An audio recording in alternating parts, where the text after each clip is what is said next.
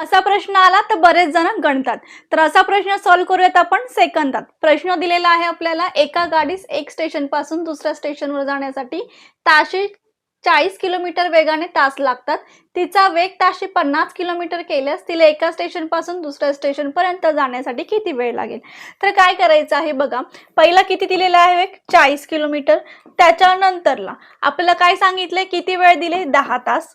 आणि जेव्हा आपण वेगाने वेळाला गुणतो तेव्हा आपल्याला अंतर मिळणार आहे, म्हणजे किती आहे ते 50 किलोमीटर.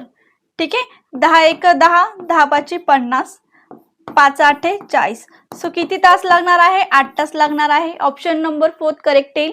त्यानंतर नेक्स्ट क्वेश्चन दिलेला आहे, एका गाडीस एक स्टेशन जाण्यासाठी दुसऱ्या स्टेशनवर जाण्यासाठी ताशी 100 किलोमीटर वेगाने 10 तास लागतात.